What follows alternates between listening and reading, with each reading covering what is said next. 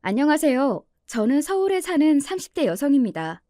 제가 이런 이야기를 하면 아직 젊은 사람이 무슨 그런 웃기는 소리냐 하시겠지만 저는 시간이 언제 이렇게 흘러나 싶네요. 그도 그럴 게 저는 나이에 비해 결혼을 일찍 해서 지금 결혼한 지는 7년이 넘었거든요. 언제 그만큼 됐나 싶어요. 엊그제 결혼한 것 같은데 말이죠. 아, 지금은 이혼했어요.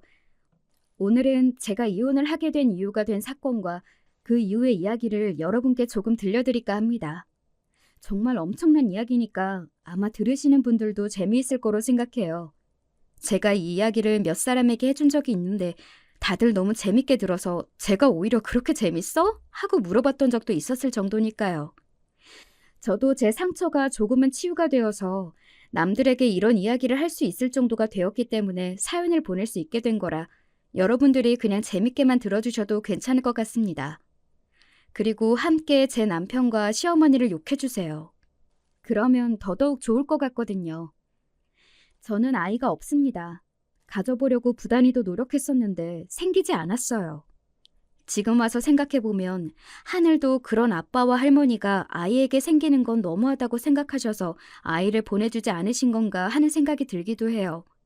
그만큼 저희 남편과 시어머니가 정말 몰상식하고 비정하고 막대먹은 사람들이거든요.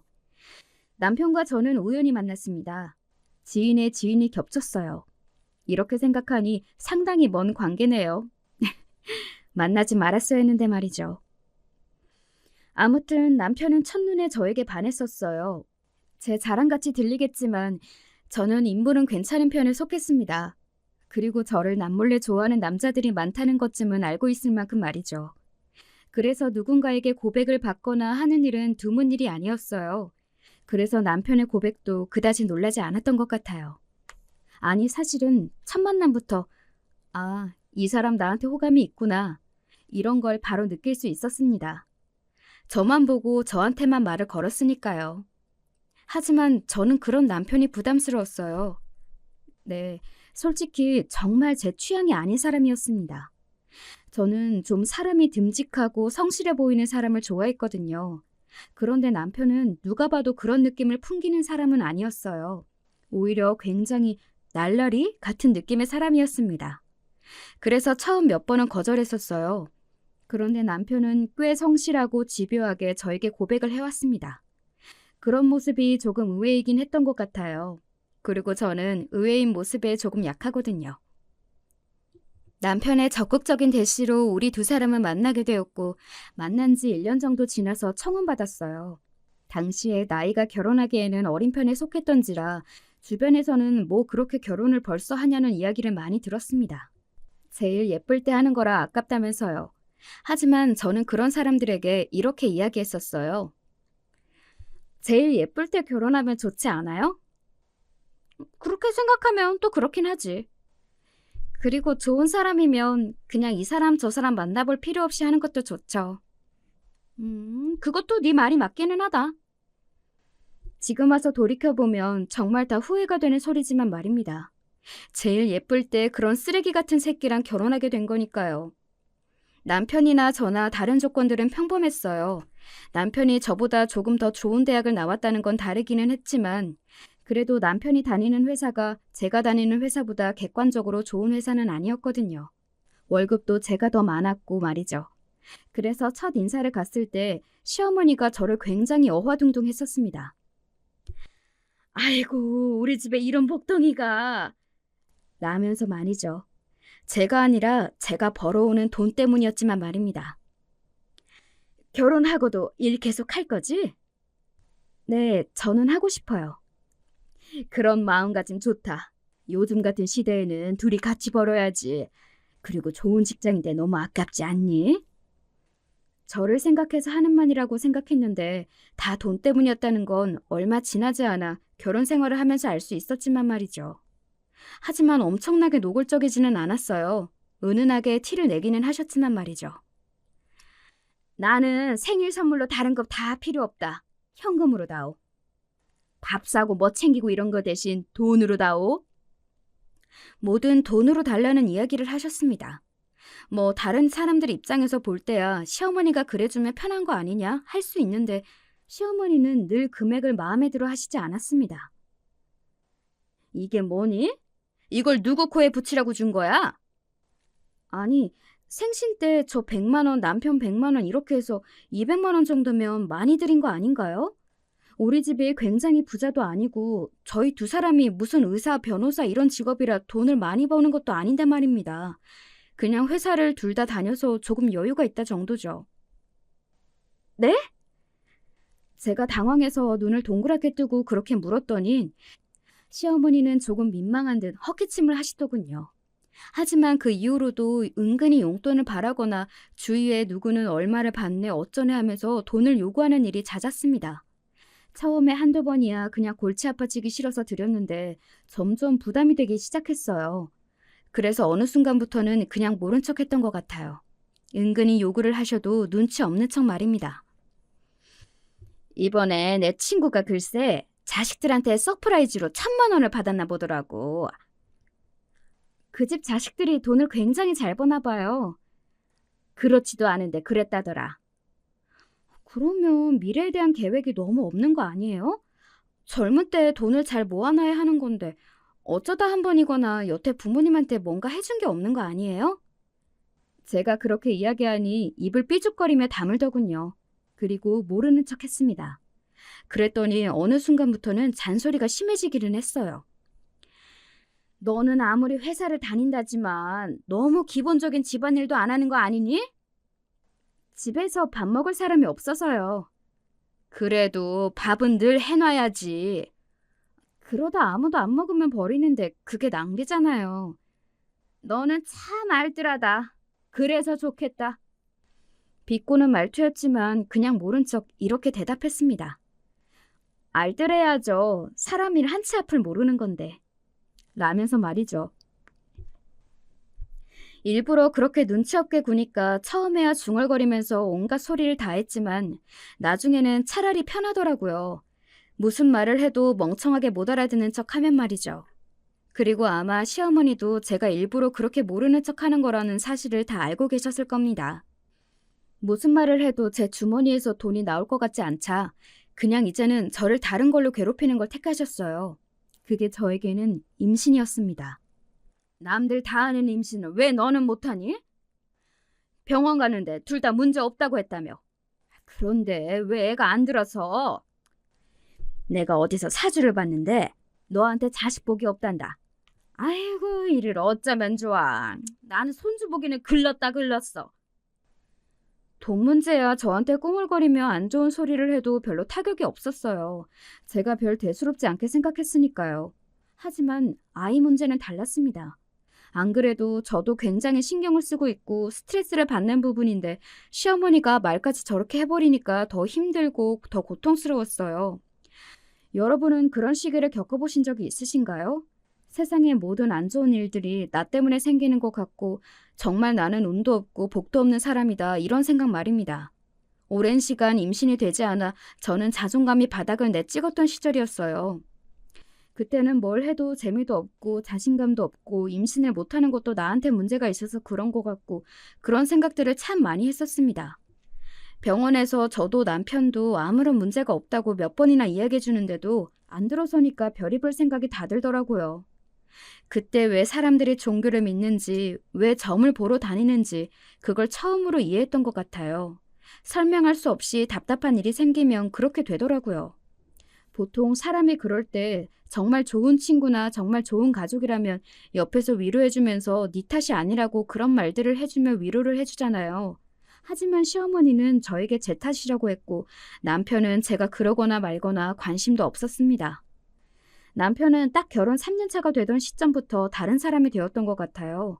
지금 와서 돌이켜보면 남편은 정말 실증을 잘 느끼는 사람이었던 것 같아요. 그때는 분명 다른 여자가 있거나 하지는 않았던 것 같거든요. 그냥 더 이상 저를 사랑하지 않은 거죠.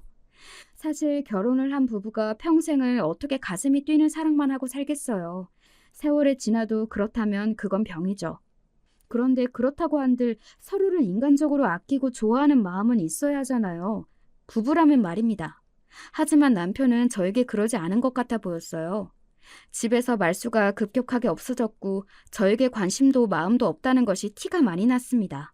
무슨 말을 해도 대화가 이어지지 않았고 또 저한테는 정말 말도 걸지 않았고 말이죠. 사실 그 즈음에 이혼을 할까 하는 생각도 많이 했었던 것 같아요. 근데 또 딱히 이혼을 할 만한 이유는 없지 않아? 남편이 이혼하자고 해? 아니, 딱히 그런 말은 없어. 보통 그런 부부들은 아이가 생기면 달라지기도 하더라. 조금 더 봐봐. 사실 저는 그런 이야기는 참 많이 들었거든요. 별다른 문제는 없지만 서로에게 소홀하거나 서로에게 관심이 없는 부부들도 아이가 생기고 키우다 보면 또 달라진다고 말이죠. 아이가 생기면 정말 가족 같아진다는 이야기를 주변에서 참 많이 들었던 것 같아요. 어쩌면 그래서 그랬기 때문에 제가 아이에 더 집착을 했을 수도 있습니다. 너무 바라고 원해서 그런지 아이는 계속 들어서지 않았어요. 지금 생각하면 그게 천만다행인 일이긴 한데 그 시기에는 그게 정말 속상하고 그랬기 때문에 정말 마음고생을 심하게 했었습니다. 살이 너무 빠져서 보는 사람마다 걱정할 정도로 말이죠. 차라리 이혼하는 게 정말 제 정신건강에도 낫겠다고 생각하던 때였습니다. 결혼한 지 7년 차가 되던 해까지 아이가 들어서지 않았으니까요. 남편도 더 이상 의욕도 기대도 없어 보였어요. 게다가 시어머니는 만나기만 하면 돈 이야기 아니면 아이를 못 가지는 문제로 구박을 하셨으니까 말입니다. 어느 순간 남편과 시어머니의 태도가 확 바뀌더군요. 사실 특별한 계기는 없었어요. 그래서 당시에는 정말 의문이었던 것 같습니다. 오늘 둘이서 맛있는 거 먹으러 갈까? 남편이 어느 순간 굉장히 다정해졌어요. 마치 연애를 할 때 같이 말입니다. 그래서 이혼을 생각하던 마음도 싹 접었던 것 같아요. 그게 남편은 죄책감 때문에 그랬다는 건 뒤늦게 알게 되었지만 어쨌든 당시에는 그런 남편의 변화가 참 반가웠던 것 같아요. 남편이야 뭐 그렇다 치는데 시어머니의 태도까지 바뀌었어요. 시어머니는 저에게 잘해주는 방향으로 바뀌었다기보다는 더 이상 돈 이야기나 아이 이야기를 하지 않았습니다. 뭐 포기를 한 건지 어쩐지는 모른다는 생각을 당시에는 했던 것 같아요. 시어머니도 그래도 사람인데 매번 볼 때마다 사람에게 안 좋은 소리를 하는 게 좋지만은 않을 거라고 본인도 본인을 위해 마음을 좀 편하게 먹기로 한 거 아니냐는 생각을 했습니다. 왜 나이를 먹으면 조금 유해지는 분들이 있잖아요. 저는 저희 어머니도 그런 경우라고 생각했던 것 같아요. 전혀 아니었는데 말입니다. 두 사람의 그 시기는 아주 짧았습니다. 남편은 다시 저에게 무신경해졌어요. 아니, 그게 아니라 점점 더 저를 막대했습니다. 하루는 이런 말도 하더군요. 당신은 관리 안 해? 무슨 관리? 아니, 여자면 관리도 하고 그래야 하는 거잖아. 화장도 하고 옷도 예쁘게 입고. 당신 아가씨 때 생각하면 지금 완전 딴 사람 같아. 그런 식으로 외모 가지고 저에게 한 소리를 하기도 했고 어느 날은 이런 말도 하기도 했어요. 나 밖에서 되게 인기 많아. 그래서 뭐 바람이라도 피우겠다는 이야기야? 그게 아니라 당신 좀 긴장을 하라는 말이지. 아마 예상하던데 그때 그 상간녀가 막 남편에게 관심을 보이던 시기인 것 같아요. 잘난 여자가 자기가 좋다고 들이대던 시기였으니 자신감이 하늘을 찌를 법도 했습니다. 제가 우스워 보였겠죠. 하루하루 늙어가고 아이도 못 낳고 집에서 후줄근하게 있는 마누라가 말입니다. 그리고 그 시기도 얼마 가지 않았어요. 남편은 저에게 본격적으로 못되게 굴기 시작했거든요. 오늘도 집에 안 들어와? 요즘 바쁘다고 했잖아. 아무리 바빠도 집에까지 거의 안 들어오니까 그러지. 그냥 관심을 꺼. 어차피 우리 그냥 헤어지지 못해서 억지로 사는 거 아니었어? 당신 나랑 그랬어? 아, 진짜 지긋지긋하다. 당신 목소리 듣는 것도 짜증나니까 전화하지 마. 바쁜 사람 자꾸 뭐 하는 짓이야 이게? 저는 정말 많이 상처받았거든요. 지긋지긋하다, 목소리 듣는 것도 짜증난다. 그 어떤 막말보다 막말이라고 생각해요. 나한테 정말 정이라는 정은 다 떨어졌구나. 내가 얼굴도 보기 싫구나. 이런 생각을 하기는 했지만 그래도 불륜을 할 거라고는 생각하지 못했습니다. 그 정도의 인간 말종은 아니라고 어쩌면 그렇게 믿고 싶었는지도 모르죠. 하지만 결국에는 불륜이 맞았어요. 제가 처음 남편을 의심하게 된 건 이것 때문이었습니다. 요즘 남편 좀 한가하죠? 네? 회사에 부서 이동이 있었다던데? 그래서 좀 한가한 부서로 갔다는 것 같던데. 처음 듣는 이야기였어요. 부서 이동도 한가해졌다는 이야기도 말이죠. 오히려 요즘 너무 바빠서 집에도 들어오지 않았잖아요. 그때 처음으로 남편에게 여자가 생긴 것 같다고 생각했습니다. 그래서 남편 몰래 남편 휴대폰을 보게 되었던 것 같아요. 평소에 그런 행동을 하는 걸 참 모양 빠진다고 생각했었는데 제 상황이 되니까 그거 말고는 달리 할 수 있는 게 없더라고요. 그래서 사람은 자기 일이 되어보기 전까지는 함부로 생각하거나 말하면 안 되는 것 같습니다. 그리고 그렇게 확인하게 된 휴대폰 안에는 불륜의 증거들이 넘쳐났어요. 남편은 아마 제가 자신의 휴대폰을 들춰볼 거라는 생각을 하지 않은 것 같았습니다. 그동안 서로에게 그만큼 관심이 없었으니까요. 아주 과관이더군요. 둘이 함께 사랑을 속삭이고 저를 욕하고 말입니다. 제일 쓰레기 같은 짓이잖아요. 불륜녀에게 조광치조 욕을 하는 남자 새끼 말이죠. 이혼 언제 할 거야? 나 빨리 오빠랑 결혼하고 싶단 말이야. 조금만 기다려. 조만간 이야기할 거야. 뭐 위자료 그런 거 주기 싫어서 그래? 걱정하지 마. 내가 다 줄게. 네 돈도 아까워. 그리고 그년도 어차피 금방 떨어져. 근데 오빠 부인 더럽게 눈치 없는 타입인가 보다. 남편이 바람난 것도 몰라? 원래 둔하고 눈치 없고 답답한 타입이야. 그러니까 내가 결혼하고 얼마 안 돼서 질렸지. 너랑은 완전히 다르다니까. 둘이 아주 그냥 지랄하는 중이더라고요. 비웃음이 나왔던 것 같아요. 그리고 그 대화를 보면서 한 가지 알게 된 사실이 있었습니다. 남편과 바람이 난 그 불륜의 대상이 누구인지 말입니다. 저는 남편이 바람이 났다는 사실보다 그 사실에 더 놀랐던 것 같아요. 남편이 다니는 회사의 사장 딸이었습니다. 아무리 뭐 대기업까지는 아니라고 해도 그래도 나름 이름 있는 중견기업이었어요. 그런 집의 딸이면 엄청나게 돈이 많은 아가씨일 게 분명했습니다. 게다가 남편과 나눈 대화를 보니 아직 20대인 것 같았고 말이죠. 그런 아가씨가 뭐가 모자라서 불륜을 하는지, 그것도 우리 남편 같은 남자랑 하는 생각이 들어서 그건 좀 많이 놀랐던 것 같아요. 그 모든 대화 내용을 제 휴대폰으로 옮겼습니다. 뭐 이렇게 이야기하면 저는 별로 충격을 받거나 힘들지 않았던 것처럼 느끼시는 분들도 있으실 수 있겠죠. 하지만 굉장히 힘들었습니다. 그래도 저는 남편을 믿었거든요. 그러니까 그 지경이 되도록 한 번도 의심하지 않았던 거고 말이죠. 화가 났어요. 순순히 이혼해줄 수 없다는 생각이 들었습니다. 그래서 저는 그 다음 날부터 조용히 남편의 외도 증거들을 모았던 것 같아요. 생각보다 많이 흘리고 다녀서 증거를 모으는 일은 너무 쉬웠습니다. 나를 얼마나 우습게 보며 그러나 싶은 생각에 슬펐던 기억이 있네요. 그리고 얼마 뒤에 시어머니가 저를 불렀습니다. 이혼하거라. 시어머니가 그렇게 이야기하며 저에게 뭔가를 건네더군요. 봉투였습니다. 무슨 드라마 속에서나 보던 상황을 제가 당하고 있으니 기분이 몹시 얼떨떨했습니다. 갑자기 그게 무슨 소리세요? 내가 봤을 때 니들 둘 사이에는 더 이상 아이가 들어설 것 같지도 않고 대면대면 하자니. 그냥 갈라서고 각자 새 출발하는 게 아무래도 낫겠다 싶어. 제가 조용히 시어머니가 준 봉투 속의 돈을 확인했어요. 1,000만 원짜리 수표 5장이 들어있더군요. 직감적으로 알 수 있었습니다. 아, 시어머니는 남편의 외도를 알고 있다. 그리고 그 여자가 부잣집 여자라는 것도 알고 있다고 말이죠. 돈을 그렇게 끔찍하게 생각하시는 분이 5천만 원이나 되는 돈을 저에게 턱하고 줄 수 없다고 생각했거든요. 시어머니는 그럴 수 있는 사람이 아니었습니다.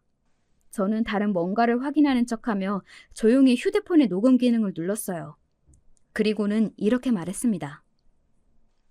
어머니도 아시나 봐요?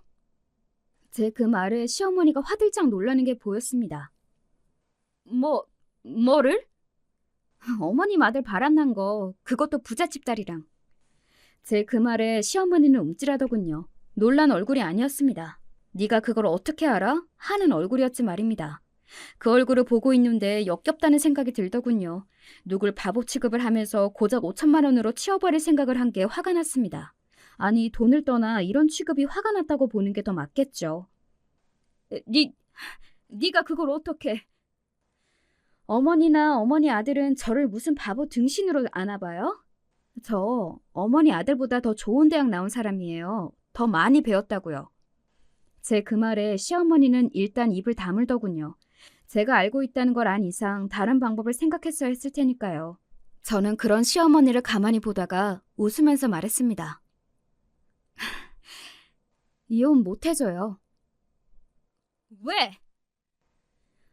어머님 같으면 억울해서 이런 취급받고 이혼하겠어요? 그리고 저 이미 증거 많아요. 그 연놈들이 주고받은 문자 같은 것도 다 있고요.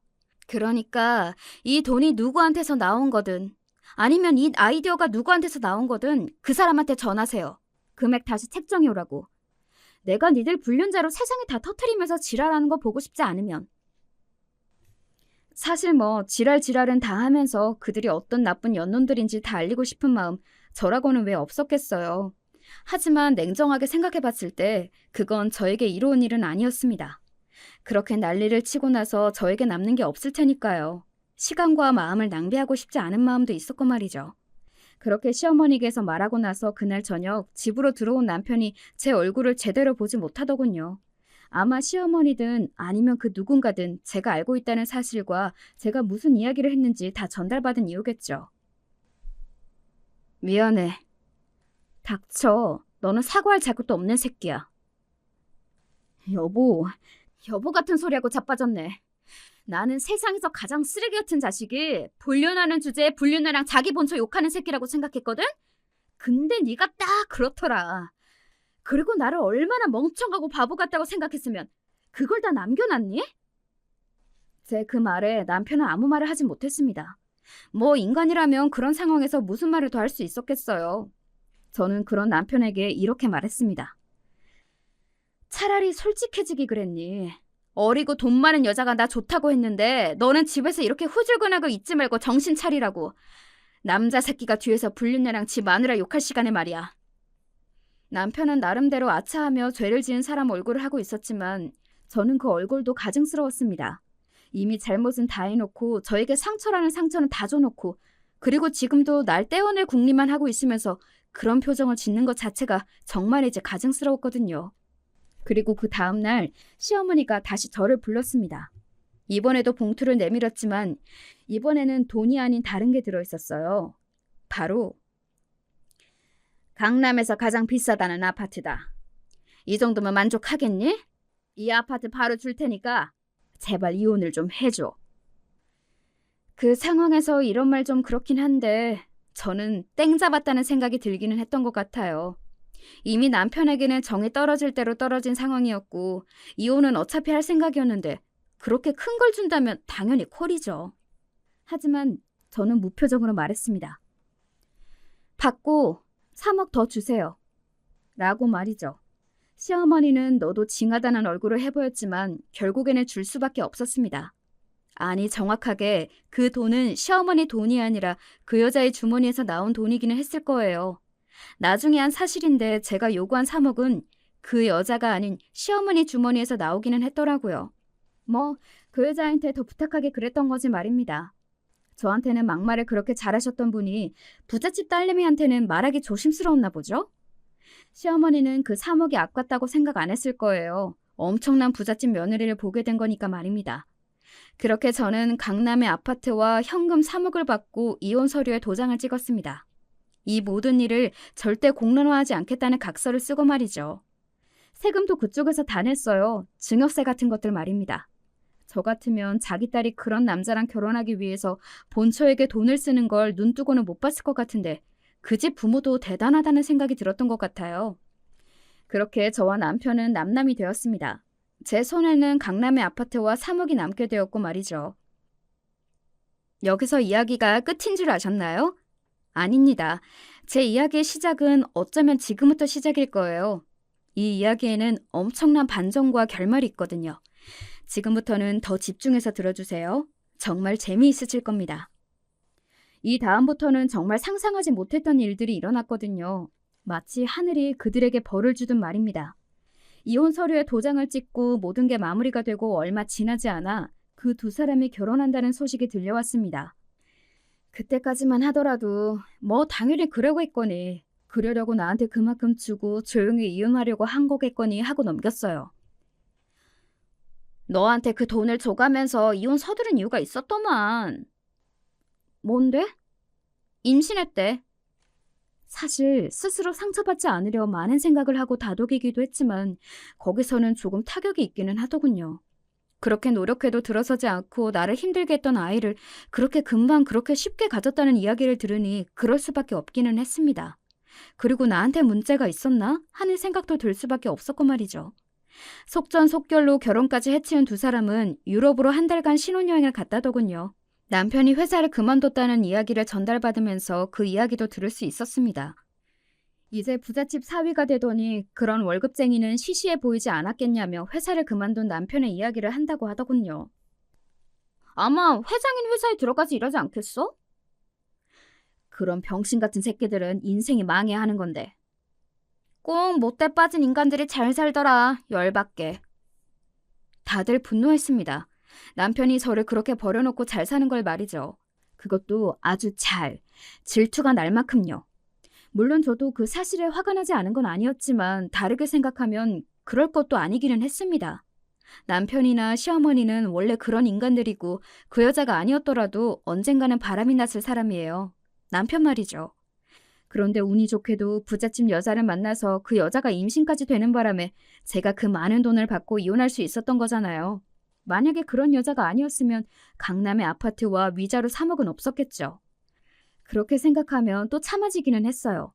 그럼에도 그런 인간들이 여전히 떵떵거리며 나보다 더 잘 산다는 건 화가 나기도 하고 가끔 자다가도 벌떡 일어날 만큼 분한 기분이 들기도 했지만요. 그리고 얼마 지나지 않아 엄청난 이야기를 듣게 되었습니다. 야, 하늘이 네 편인가 보다. 왜? 그 여자집 부도 났다는데? 뭐? 갑자기 왜? 갑자기는 아닌가 봐. 원래 조금 상황이 힘들기도 했다는데 지금 뭐 규제 들어온 것 때문에 타격을 가장 많이 직접적으로 받았다던데? 원래도 좀 힘든 상황이었어서 어떻게 손도 못 써보고 그대로 부도인가 봐. 그리고는 말하더군요. 그냥 망했으면 다행이게 난리가 난 것 같던데? 어떻게 난리가 났는데? 그동안 땡겨 쓴 돈들이 많아서 빚더미 안게 생겼다고. 지금 그 집 부모 재산은 물론이고 그 부모의 재산에 자식들까지 다들 집 팔고 땅 팔고 그러고 있다는데? 그걸로도 감당이 안 되는 모양이던데? 정말? 부자 망해도 3대는 간다는 말도 옛말인가 보네. 대차게 망한 거지. 그 정도로는 해결이 안 될 만큼. 솔직히 속이 시원하기는 했습니다. 속이 시원하지 않다면 그건 거짓말이겠죠. 제가 당한 게 있는데요. 하지만 막 또 엄청나게 통쾌하다거나 그런 감정이 들지는 않았습니다. 그렇다고 그들이 망한 게 싫다는 건 아니에요. 속 시원하고 너무 좋긴 좋아요. 사실 그 이야기를 듣고 나서 제일 궁금했던 건 남편도 그리고 그 상간녀도 아니었습니다. 바로 이 사람이었어요. 나는 우리 시어머니 얼굴이 제일 궁금하다. 네가 그 말 할 줄 알았어. 나도 솔직히 너희 시어머니가 지금 무슨 심정일지, 무슨 생각을 하고 있을지가 제일 궁금하더라. 풍문에 의하면 시어머니는 남편이 결혼하고 나서 정말 입이 귀에 걸려 여기저기 엄청나게 자랑하고 다니신다고 들었거든요. 얼마나 자랑을 많이 하고 다녔으면 그 이야기가 저희 엄마와 아빠의 귀에도 들어올 정도로 말입니다.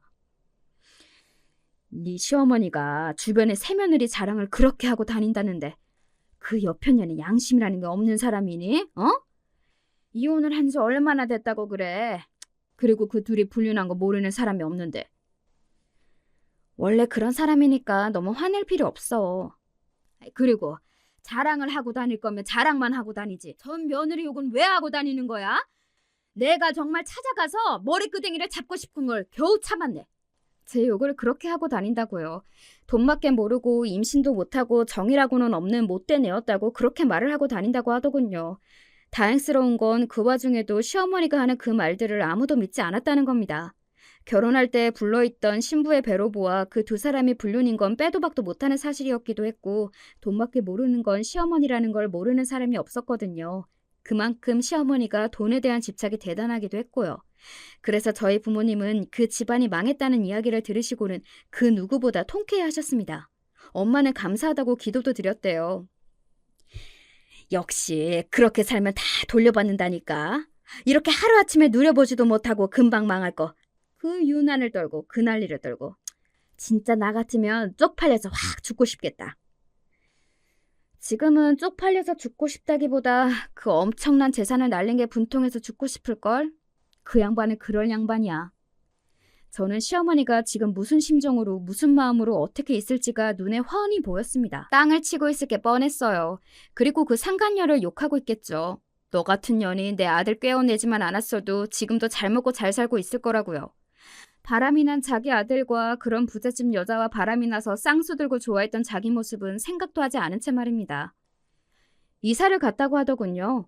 원래 살던 집을 팔고 작은 집으로, 그리고 더 집이 싼 동네로 말입니다. 저는 강남 아파트에 살고 있었는데요. 진짜 너무 웃기지 않아요? 저는 그 상황이 정말 마치 드라마 같아서 한동안 믿기지 않았던 것 같아요. 그리고 시어머니가 저를 찾아왔습니다. 솔직히 저는 찾아올 거라고 생각했어요. 지금 다 잃었는데 남편은 회사까지 그만두고 백수 생활을 하고 있는데 저에게 줬던 3억과 그 강남 아파트가 당연히 눈에 아른가렸겠죠. 시어머니라면 꿈에도 저에게 줬던 것들이 아까워서 벌떡 일어났을 사람이거든요. 내가 전해줬던 그 돈이랑 아파트.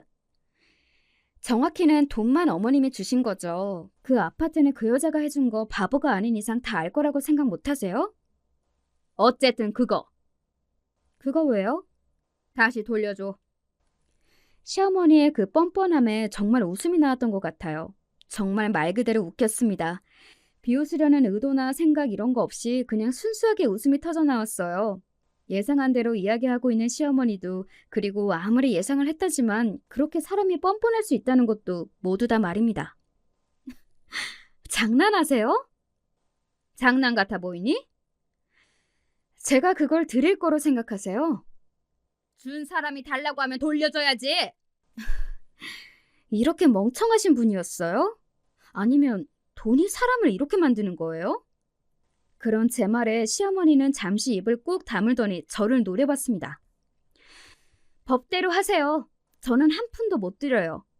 제가 받은 상처, 지난날 어머니한테 받은 학대, 뭐 기타 등등 모든 것들에 대한 보상이었고 법적으로 절차도 다 끝난 완벽한 제 재산이에요. 아무리 소송을 걸고 난리를 떠셔도 한 푼도 가져가실 수 없겠지만 뭐 그런 바보 같은 허튼 짓 하고 싶으시다면 말리지는 않을게요. 어디까지 나락으로 떨어지실지 저도 궁금하네요. 제가 그렇게 이야기하자 시어머니 얼굴이 화로 벌겋게 달아오르더군요. 이 못된 것! 사실 자기 말이 자기도 말이 안 된다는 걸 스스로 그 누구보다 잘 알고 있었을 겁니다. 하지만 그 돈을 생각하면 잠을 잘 수도 먹을 수도 없었겠죠. 그러니 이런 억지를 부리는 거라고 말이죠. 다른 할 말이 없으니 못된 년이라는 둥, 너는 우리가 불쌍하지도 않다는 둥, 그런 논리적이지 못한 말들로 어거지를 부리는 거였고요. 저는 이런 한 장 당신한테 줄 생각 없으니 돌아가세요. 그리고 한 번 더 찾아오시면 정말로 경찰에 신고할 겁니다. 저는 해요. 아시겠어요? 그리고 그 자리에서 일어섰습니다. 뒤에서 저를 욕하는 시어머니의 목소리가 들려왔어요. 정말이지 악이라는 악은 다 쓰더군요. 원래도 망가져 있던 사람이었지만 모든 걸 잃은 망가진 사람은 말로가 저렇게 추하구나 하는 생각이 들었던 것 같아요. 그 부잣집 여자였던 상강녀가 조산했다는 이야기를 전해 들었습니다. 뭐 본인도 스트레스가 크기는 했겠죠. 평생을 부잣집 딸로 살다가 지금 한순간에 돈도 없고 백도 없고 게다가 구박까지 받는 상황이 되었으니 말이죠. 시어머니가 그녀를 엄청나게 탓하고 구박하고 있을 거라는 건 보지 않아도 듣지 않아도 알 수 있었습니다. 보나마나 네가 내 아들 신세를 망쳤느니 하면서 고래고래 소리를 지르고 있겠죠. 저에게 했던 것처럼 말입니다. 다 업보라고 생각해요. 불쌍한 마음이 단 하나도 들지 않고요. 그리고 또 얼마 지나지 않아 이런 이야기를 들을 수 있었습니다. 결국에는 집 팔고 시댁으로 들어갔대. 시어머니랑 같이 산다고? 그 정도로 한 푼도 없이 쫄딱 망했어? 망한 정도가 아니라니까. 그 집 부모님은 지금 전국을 돌아다니면서 빚쟁이들한테 도망다니는 신세가 됐고 자식들 찾아가서 돈 달라고 하도 지랄하니까 어쩔 수 없이 집도 판 거지. 용케 안 쫓아내고 같이 사네? 안 그래도 나가라고 그랬는데 자기는 죽어도 못 나간다고 그랬다던데? 그 상간녀가? 오, 그 상간녀도 거기 나가면 갈 곳 없다는 거 아니까 죽어도 거기 붙어 있으려고 하는 거지. 게다가 애도 낳았고. 와, 그 노인네 복장 뒤집어졌겠다. 복장만 뒤집어져? 지금 뒤로 넘어가기 직전이라더라. 정말 궁금해서 들여다보고 싶어질 정도였어요. 그 상간녀와 시어머니가 한 집에서 사는 모습 말입니다. 난리도 그런 난리가 없을 것 같았거든요. 그 인간은 취직은 했대? 네 전남편? 아니, 그 회사 나올 때 별 지랄을 다 하고 나오기도 했지만 소문도 이미 단 한마당에 누가 그만큼 빚 있는 사람을 쓰려고 하냐? 회사 입장에서도 골치 아프지, 그런 직원 데리고 있는 건. 그러면 집에서 놀아? 돈을 벌어야 할 거 아니야. 여기저기 아르바이트 이런 거 하다가 그마저도 적성에 안 맞는 건지 아니면 그 와중에 자존심이 상하는 건지 안 하고 지금은 집에 틀어박혀서 술이나 마신다고 하더라. 정말 답도 없다, 답도 없어. 남의 인생을 보고 또 돌아가는 상황 이야기를 듣고 그 정도로 답이 없다고 생각해 본 적도 없었을 겁니다. 제 이야기가 아니고 이제는 저랑 상관도 없는 사람들 이야기인데 듣는 것만으로도 속이 답답해져 오더군요. 그러게, 바람 안 피우고 너랑 잘 살았으면 이런 일 당하지도 않잖아. 그럼 그건 내가 불쌍하지. 그런 인간이랑 계속 살았어야 한다는 건데. 그건 또 그렇네. 그리고 그 이후로는 지인들에게 더 이상 저에게 남편과 시댁의 이야기를 전달해주지 말라고 했어요. 이제 그들이 대차게 망한 걸 알았고 답도 없는 삶을 사는 걸 알았으니 그걸로 되었다고요. 더 이상의 이야기는 전달받고 싶지 않았습니다. 왜 그런 기분이 들었는지는 모르겠지만 그렇더라고요. 물론 업보가 돌아가길 그 누구보다 간절하게 원했었고 그리고 망했다는 이야기를 들었을 때도 정말 속이 시원하기는 했지만 그렇게 말도 안 되게 망하고 상황이 힘들어졌다는 이야기는 마냥 반갑거나 하지는 않았던 것 같아요. 물론 그렇다고 불쌍하거나 안 됐다거나 그런 생각이 드는 건 절대 아닙니다. 그리고 제가 받은 돈들을 단 한 푼도 돌려줄 생각이 없고요. 그건 당연한 건데 그냥 그런 마음이 들었어요. 그리고 또 한동안은 잊고 살았습니다. 어차피 이제는 제 눈에는 보이지 않는 사람들이고 또 이야기도 전달받지 않으니 그냥 잊어지더라고요. 여보? 그런데 정말 우연히 남편을 만났습니다. 그럴 수 있기는 했어요. 제가 친구 집에 놀러 가는 길이었는데 뭐라도 하나 사갈까 싶어서 마트에 갔었거든요.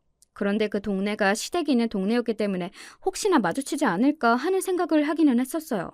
물론 생각만 했지 진짜로 그렇게 될 거라는 생각은 하지도 못했지만요.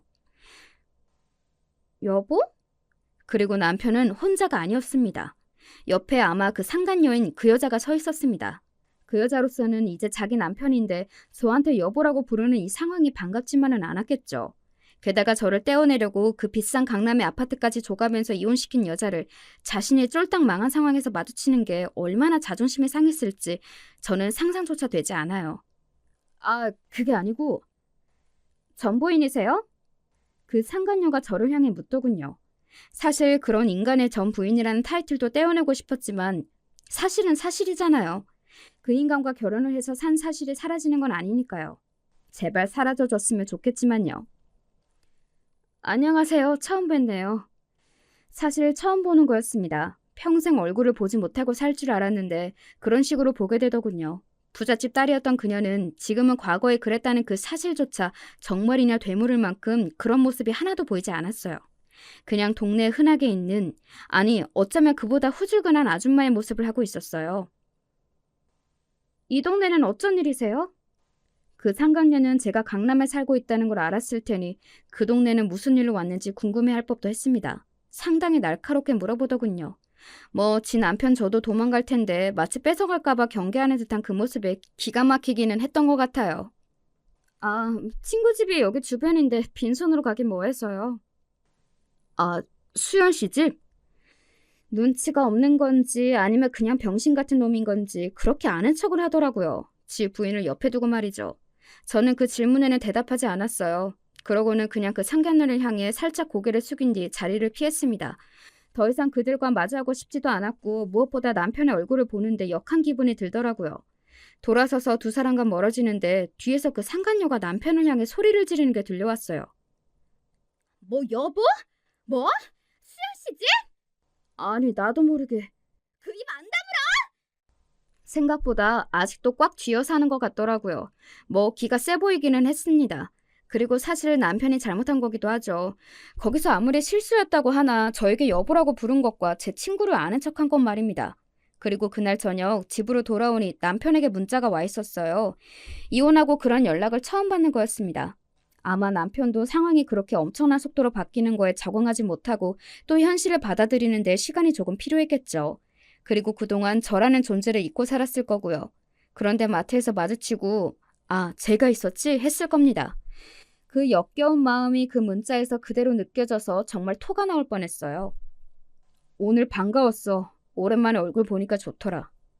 제가 읽고도 대답하지 않자 다시 문자가 왔어요. 당신 얼굴 보니까 예전에 우리 좋았던 시절도 생각나고 그래서 잠시 힘든 시절을 잊게 되는 기분이었어. 우리 그래도 대화도 잘 통하고 서로 죽이 잘 맞는 사람들이었잖아. 가끔 만나서 밥도 먹고 그러면 안 될까? 정말로 답장을 하지 않으려 했거든요. 그런데 그 말에는 도저히 참을 수가 없겠더라고요. 그래서 답장했어요. 다시는 연락하지 마. 나는 네 얼굴 보는 것만으로도 토할 뻔했으니까 개새끼야. 라고 말이죠. 그 이후로 남편은 연락해 오지는 않았습니다. 진짜 뭐 저런 찌질하고 병신 같은 놈이 다 있는지 제 인생에서 그 인간이랑 만났던 모든 순간을 도려내고 싶었습니다. 아마 남편과 그 상간녀 그리고 시어머니는 평생을 그렇게 함께 살며 서로를 힘들고 고통스럽게 할 겁니다. 특히 어머니는 그 상간녀를 볼 때마다 자신이 잃은 그 돈을 생각하며 복장이 뒤집힐 거고 남편은 자신이 왜 그런 바보 같은 선택을 했나 하고 후회를 하겠죠. 아니, 그런 인간은 후회를 하면 다행일까요? 남 탓을 하며 세상 탓을 하며 술만 푸지 않으면 다행인 걸지도요. 저는 그런 인간들에게서 이렇게 돈까지 받아가며 탈출할 수 있었던 게 엄청난 행운이었던 것 같고요. 뭐, 물론 아예 만나지 않았으면 좋았을 테지만요. 그 와중에 어쨌든 다행인 일이기는 하니까요. 아, 저는 최근에 회사에서 승진했어요. 사람이 마음에 여유가 생기니 확실히 일이 더 잘 되더라고요. 그리고 밖에서 인정받으면서 사람들과 어울려 일도 하고 그러니까 확실히 사람 사는 것 같고 말이죠. 그래서 요즘은 아주 행복해요. 그리고 제가 받은 강남의 아파트가 그 사이에 집값이 또 많이 올라서 팔까 고민 중입니다. 어찌되었든 그렇게 비싸고 그렇게 좋은 집은 어딘가 정도 안 가고 우리 집이 아닌 것 같다는 생각이 계속 들어서요. 만약에 집을 팔게 되면 그 이후에 제 통장에 찍힐 돈을 보면서 또, 아, 나는 정말 잘 탈출했구나 하는 마음이 들 것 같네요. 제 이야기는 여기까지입니다. 사람의 인생이라는 게 한치 앞을 모른다지만 이 정도로 스펙타클하게 변하는 것도 드문 일이기는 할 것 같아요. 그리고 이 정도로 한순간에 처지가 바뀌게 되는 일도 말입니다. 이혼 서류에 도장을 찍을 때만 하더라도 이런 미래는 단 한 번도 상상해 본 적이 없었거든요. 이 사연을 마지막으로 저는 이제 과거를 모두 털어내고 행복하게 살려고 합니다. 물론 지금도 행복하지만 완전히 다 털어내고 싶거든요. 남편과 시어머니를 말이죠. 원래는 그러지 않았는데 요즘은 보너스를 받으면 저를 위해서 비싼 가방이나 옷도 사고 그러거든요. 자신이 자신에게 선물을 하는 것도 정말 중요한 것 같아요. 그러면서 또 삶의 동력을 얻기도 하고 또 아, 나 열심히 잘 살고 있구나 하는 생각이 들면서 자존감도 높아지더라고요. 아, 그날도 그 상간녀가 저를 아래 위로 훑었었어요. 제가 비싼 가방을 들고 비싼 옷을 입고 있었는데 아마 그녀는 알아봤을 겁니다. 그리고 분했을 거고요. 그것도 생각이 나네요. 저는 이제 그만 이야기를 줄이겠습니다. 어떻게 들으셨나 모르겠어요. 저는 솔직히 쓰면서 조금 재미있었던 것 같기는 합니다. 워낙 엄청난 이야기라 그런지는 몰라도 말이죠. 부디 들어주시는 많은 분도 제 이야기가 흥미로웠기를 바랍니다. 요즘 주변에 여름 감기 걸린 사람들이 많더라고요. 여름 감기가 더 독한 거 아시죠? 언제나 건강 유의하시기를 바랍니다. 감사합니다.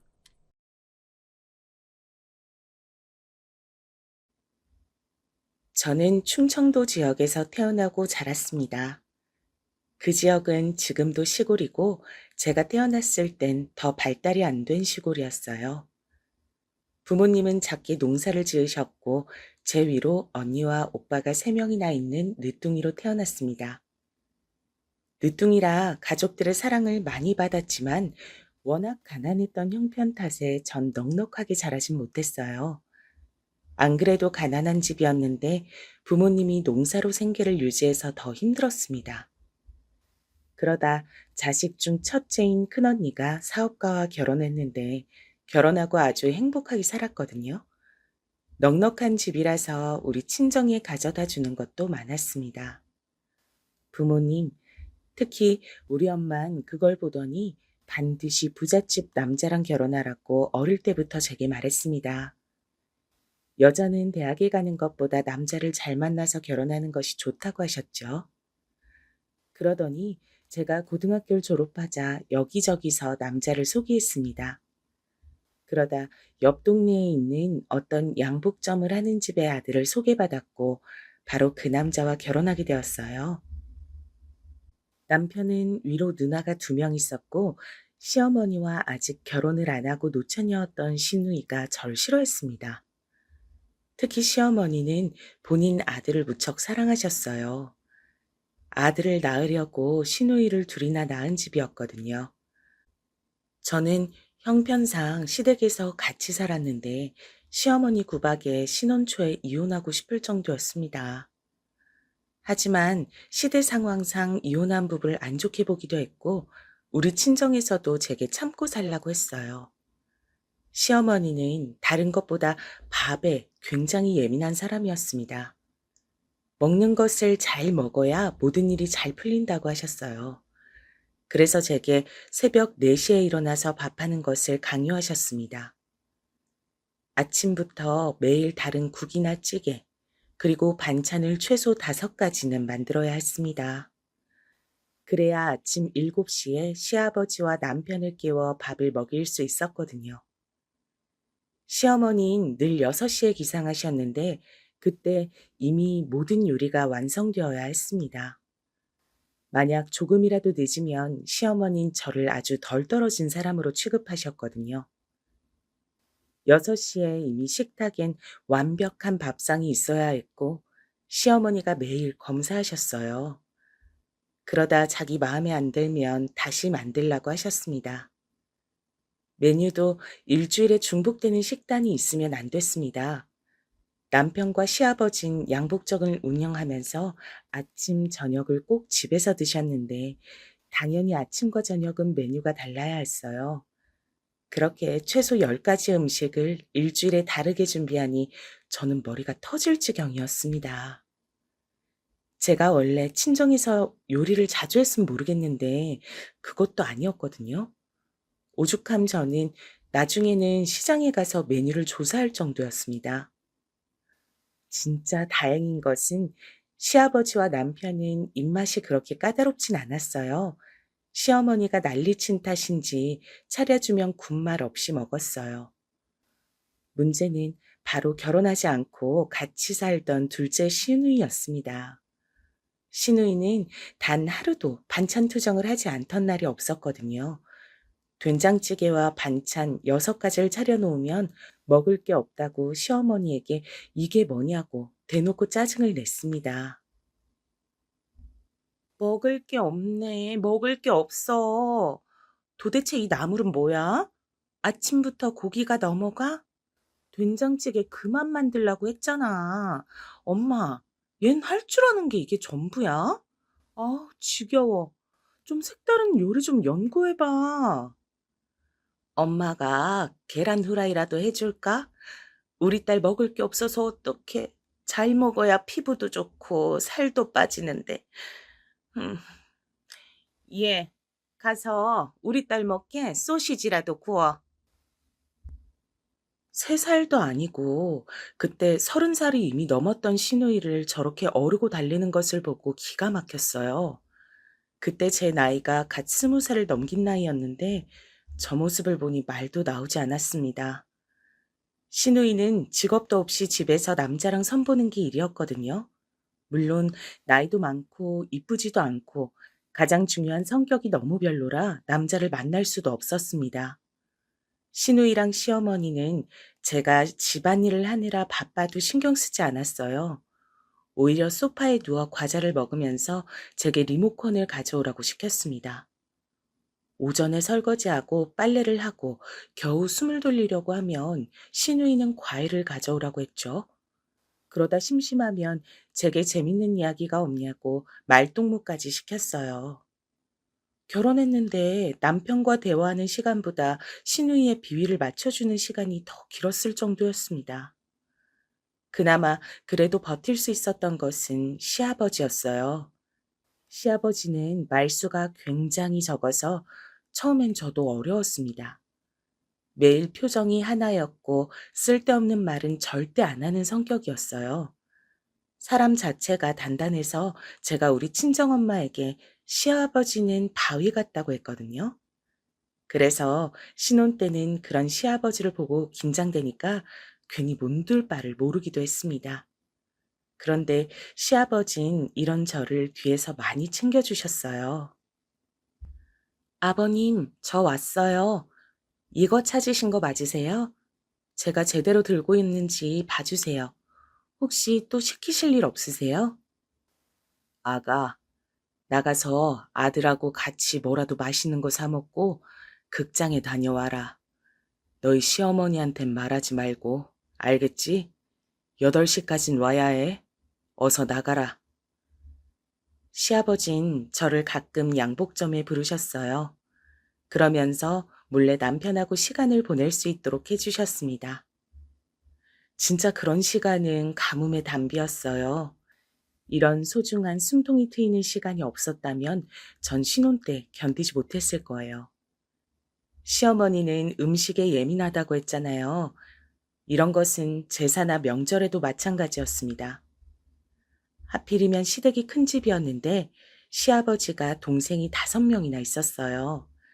그래서 친척들이 다 모이면 정신이 하나도 없었습니다. 시어머니는 집에 오는 손님들이 부족하게 먹으면 안 된다고 명절이 오기 일주일 전부터 음식을 준비하셨어요. 물론 그건 제가 거의 다 준비했죠. 시장에 가서 시어머니 뒤에서 2손 무겁게 음식 재료를 들고 다니는 건 너무 힘들었습니다. 명절이 지나면 저는 머리가 지끈거려서 내과에 가서 약을 먹어야 할 정도였어요.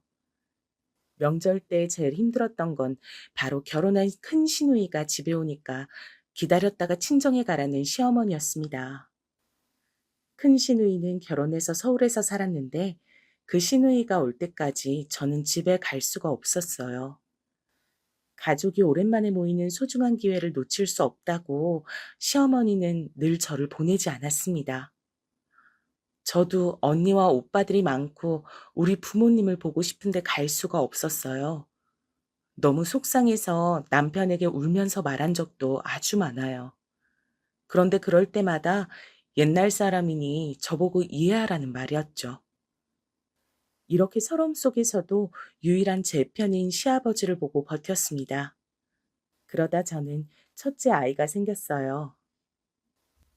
혹시 이 사연을 듣는 분 중에 임신 경험이 있는 분이 계신가요? 다들 그때 임신 증상이 어떠셨어요? 저는 다른 것보다 바로 입덧이 너무 심했어요. 아예 먹질 못해서 임신을 했는데 오히려 살이 빠지는 지경이었습니다. 못 먹으니까 현기증이 심했어요. 음식 냄새만 맡아도 어지럽고 속에서 올라오는 느낌이 들었습니다. 그런데 우리 시어머니가 음식에 예민하다고 했잖아요. 시어머니는 임신한 제게도 무조건 새벽에 일어나서 밥하는 것을 강요하셨습니다.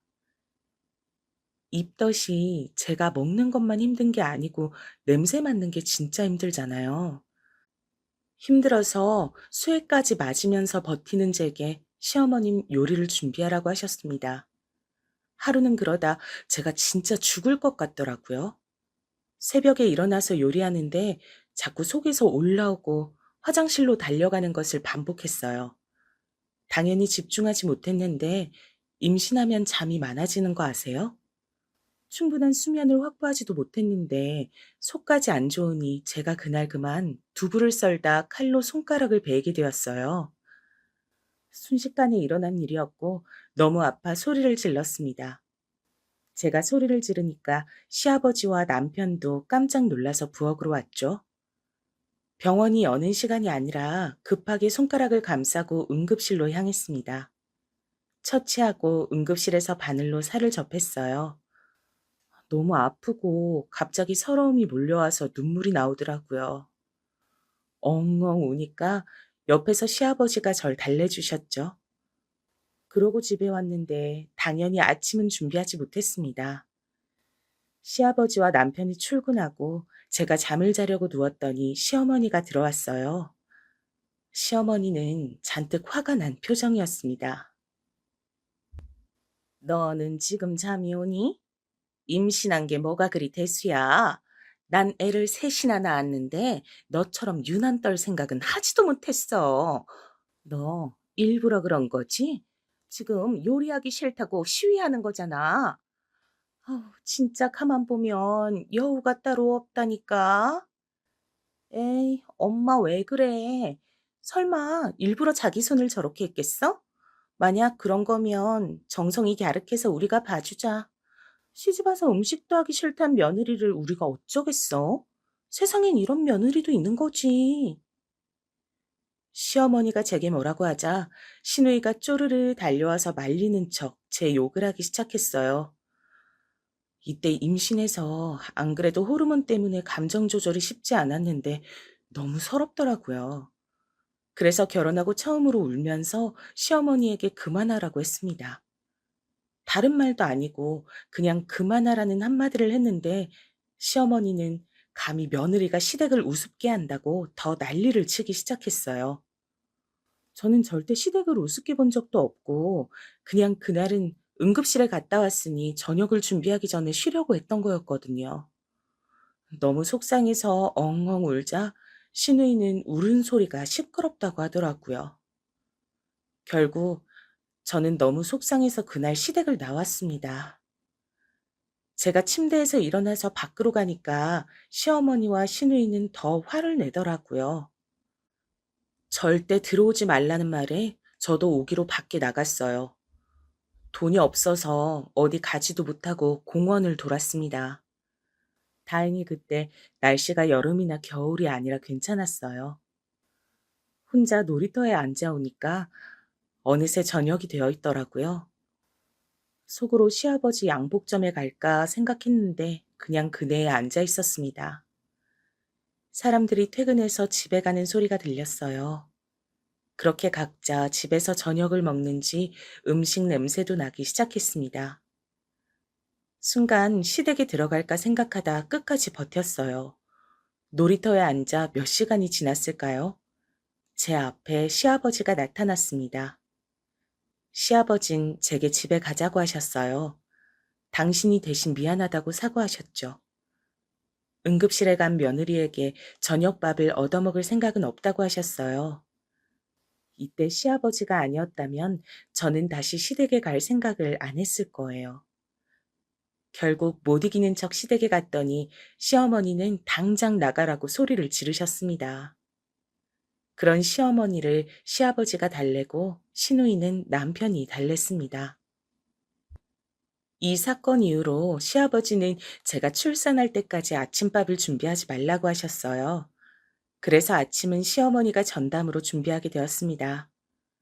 저한텐 좋은 조건이었는데 시어머니의 미움을 더 받게 되는 계기가 되었습니다. 시어머니는 응급실과 제 가출 사건 이후로 저를 죽어라 미워하기 시작했어요. 첫째 아이의 성별은 딸이었습니다. 시어머니는 안 그래도 저를 미워했는데 제가 아들을 낳지 않았으니 더욱 명분이 생겼습니다. 그래서 제게 계집애니까 보육원에 가져다 주고 오라고 하기까지 했어요. 제가 힘들게 태교하고 배 아파 낳은 아이를 어떻게 보육원에 버리겠어요?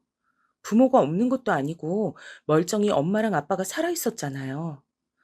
이런 상태에서 시댁에는 불행이 닥치게 되었습니다. 바로 시아버지가 교통사고로 돌아가시게 되었거든요. 너무 순식간에 일어난 일이었어요. 평소와 다른 게 없던 평범한 날이었습니다. 집에서 아침도 드시고 출근하다 그대로 교통사고를 당하셨고 그 자리에서 하늘로 가게 되었어요. 원래 남편하고 같이 출근하는데 남편은 그날따라 일이 많아 먼저 출근한 상태였습니다. 사고 소식을 듣고 시어머니는 정신을 잃고 쓰러졌습니다. 저도 어안이 벙벙해서 딸을 안고 병원으로 달려갔어요. 제 유일한 버팀목이던 시아버지가 쓰러진 걸 보고 저는 너무 슬펐어요. 장례식장에서 눈물이 멈추질 않았습니다.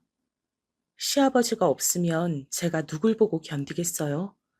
실제로 시아버지가 갑작스럽게 돌아가시고 시어머니는 저를 더 괴롭히셨습니다. 시아버지의 교통사고는 저랑 아무런 관계도 없는데 제 탓으로 몰아갔어요. 네가 우리 집에 온 이후로 되는 일이 없어. 우리 남편도 너 때문에 죽은 거야. 내 남편 살려내. 살려내라고. 너 만약 내 아들도 죽이면 그땐 내가 가만두지 않을 거야. 알겠어? 시어머니는 틈만 나면 저를 보고 욕하셨어요. 서럽고 서운하고 말도 안 된다고 생각했습니다. 저도 시아버지가 돌아가시고 너무 감정적으로 힘들었어요. 유일한 제 편이 사라진 거잖아요. 시아버지가 죽고 양복점은 문을 닫았습니다. 처음엔 남편이 이어가려고 했는데 자꾸 시아버지가 생각나서 못 견디겠다고 남편은 다른 길을 가겠다고 했어요. 그런 남편을 존중하고 저는 기다렸습니다. 사실 시아버지가 돌아가시고 수입이 사라지니 시댁 형편이 많이 힘들었습니다. 남편은 취업을 준비한다고 도서관에 다니기 시작했죠. 시댁은 결국 살던 아파트도 팔고 새로운 집으로 이사가서 살기 시작했습니다. 시어머니와 시누이는 작아진 집이 너무 싫다고 불만투성이었어요. 그런데 어쩔 수가 없었습니다. 돈이 없으니 당장 누구라도 나가서 돈을 벌어야 했는데 시댁 식구들은 그 누구도 나가서 돈을 벌 생각이 없어 보였어요. 시어머니는 본인은 몸이 안 좋아서 일을 할 수가 없다고 했습니다. 시누이는 결혼할 남자를 찾아야 한다고 하더라고요. 남편은 취업을 준비한다고 도서관에 다녔죠.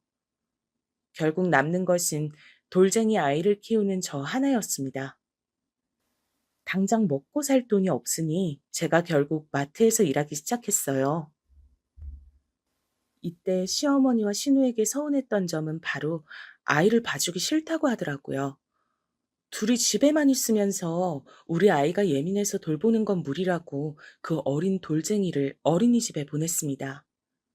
그런데 우리 첫째는 누가 봐도 순한 아이였거든요. 비록 임신했을 때 예민하긴 했지만 태어나선 한 번도 힘들게 했던 적이 없어요. 그저 그냥 밥만 잘 챙겨주면 조용히 혼자 놀기도 잘 놀고 잠도 잘 자는 아가였습니다. 이런 아이를 딸이라는 이유로 돌보기 싫다고 어린이집에 보냈어요. 심지어 어린이집에 데려다 주고 데리고 오는 것도 귀찮아했습니다. 제가 마트에 출근하기 전에 아이를 어린이집에 데려다 줬고 시어머니가 데리고 오는 것만 했어요. 그런데 그것도 싫다고 시어머니는 돈 관리를 본인이 하겠다고 제 월급을 가져갔습니다. 결국 저는 제가 돈을 버는데도 제가 월급을 관리하지 못했어요. 이런 상태에서 전 둘째까지 가지게 되었습니다. 사실 둘째를 가졌을 때 고민이 많았습니다. 그때 상황이 안 좋아서 낳는 게 맞나 싶었죠. 하지만 우리 부부에게 찾아온 아기를 제 손으로 지우긴 싫더라고요. 그래서 큰 고민 끝에 둘째를 낳기로 결정했습니다. 다행히 첫째 때와 달리 둘째는 임신했을 때 입덧이 많지 않았어요. 저는 출산하기 한 달 전까지도 일했습니다. 그리고 둘째가 태어났는데 다행히 성별이 남자였어요. 시어머니는 아들인 둘째를 매우 예뻐했습니다. 첫째는 우는 것도 듣기 싫다고 하더니 둘째는 본인이 직접 안아서 키웠어요. 낳은 건 전데 본인이 엄마인 것처럼 봐주었어요. 그런데 둘째가 누가 봐도 저랑 똑같이 생겼거든요. 원래 첫째 딸은 아빠를 닮고 아들은 엄마를 닮는다는 말이 있잖아요. 그런데 시어머니는 무조건 아들이 남편을 닮았다고 우겼습니다. 제 눈은 큰 편이고 남편 눈은 작은데 아들이 눈이 되게 동그랗고 이쁘거든요. 지나가는 사람들도 저랑 똑같이 생겼다고 하는데 시어머니는 아들의 눈이 남편하고 똑같다고 했습니다. 뭐, 사실 이런 거는 그냥 넘길 수 있었어요. 제가 정말 스트레스 받았던 것은 바로 시어머니의 손주 차별이었습니다.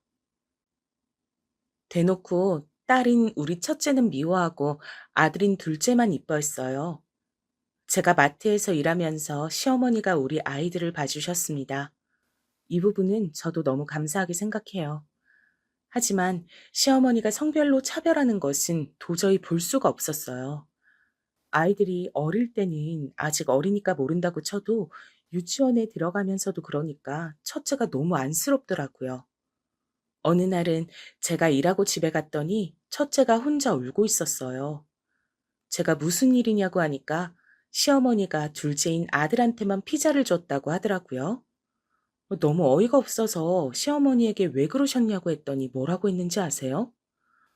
저는 아무리 그래도 먹는 걸로 차별하면 안 된다고 생각했거든요. 여자애가 먹으면 살만 찌고 안 좋아. 피자를 왜 먹니? 대충 나물이나 먹으라 그래라. 벌써 이런 거 먹으면 비만 되잖아. 그러면 남자한테 인기도 없어. 우리 손자가 좋아하는 피자는 손자가 먹어야지. 어머니, 그래도 우리 지연이도 피자 좋아해요. 그리고 객관적으로 지철이보다 지연이가 더 말랐어요.